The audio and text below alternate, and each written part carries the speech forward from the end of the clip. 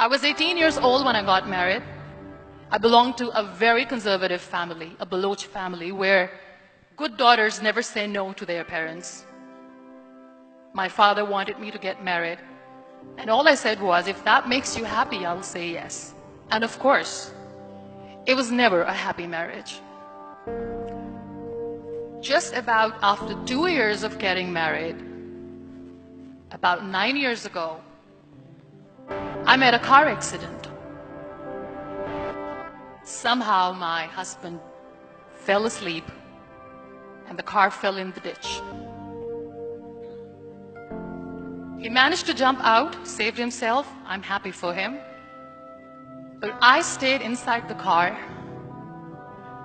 and I sustained a lot of injuries. The list is a bit long. Radius ulna of my right arm were fractured. The wrist was fractured. Shoulder bone and collarbone were fractured. My whole rib cage got fractured. But that injury that changed me and my life completely as a person and my perception towards living my life was the spine injury. Many people came to rescue. They gave me CPR. They dragged me out of the car.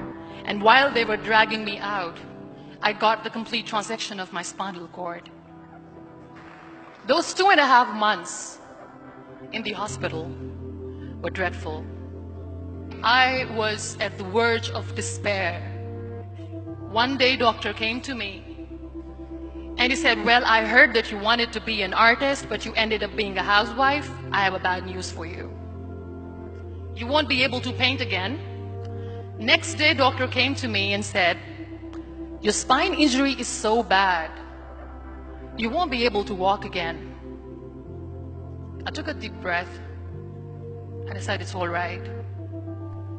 The next day, doctor came to me and said, because of your spine injury and the fixation that you have in your back, you won't be able to give birth to a child again. That day, I was devastated. And that is where I started to question my existence. Why am I even alive? What's the point of living? So what kept me going was, one day I asked my brothers, I know I have a deformed hand, but I'm tired of looking at these white walls in the hospital and wearing these white scrubs. I'm getting tired of this. I want to add more colors to my life. I want to do something. Bring me some colors. Bring me some small canvas. I want to paint. So the very first painting I made was on my deathbed, where I painted for the very first time. What an amazing therapy it was. Without uttering a single word, I could paint my heart out. I could share my story. People used to come and say, what lovely painting, so much color. Nobody could see the grief in it. Only I could.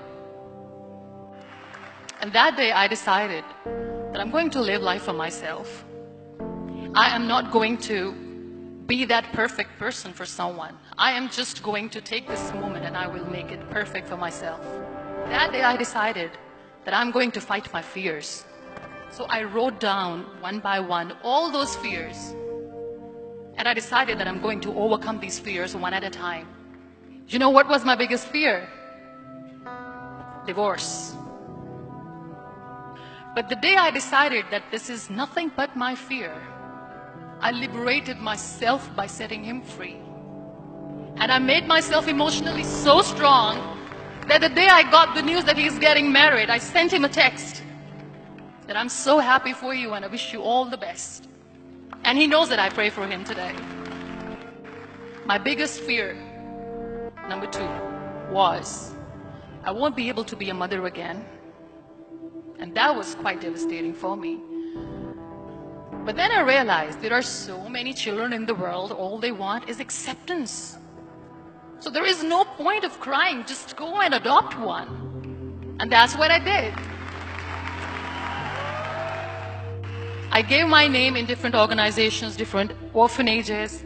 2 years later, I got this call from a very small city in Pakistan. I got a call and they said, are you Muniba Mazari? There is a baby boy and would you like to adopt? And when I say yes, I could literally feel the labor pain. I said, yes, yes, I am going to adopt him. I am coming to take him home. And that day, Niall was 2 days old, and today he's 6.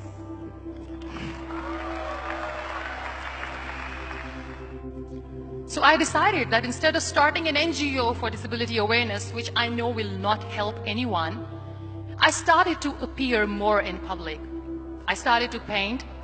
I have done a lot of modeling campaigns, different campaigns for brands like Tony and Guy.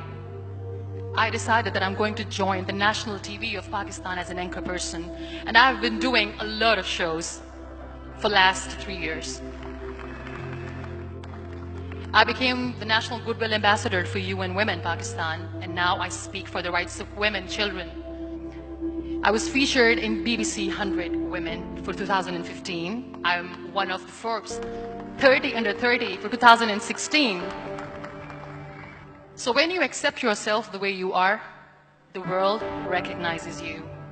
It all starts from within. We have this amazing fantasy about life. This is how things should work. If that doesn't happen, we give up. So my dear friends, let me tell you one thing.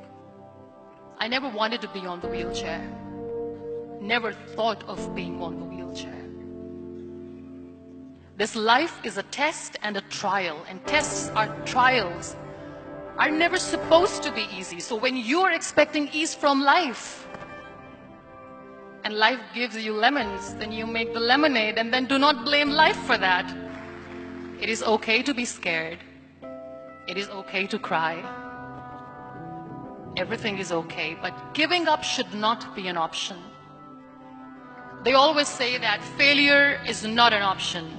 Failure should be an option, because when you fail, you get up, and then you fail, and then you get up, and that keeps you going. Embrace each and every breath that you are taking. Celebrate your life. Live it. Don't die before your death. So be grateful, be alive, and live every moment. Thank you so much, everyone. Thank you.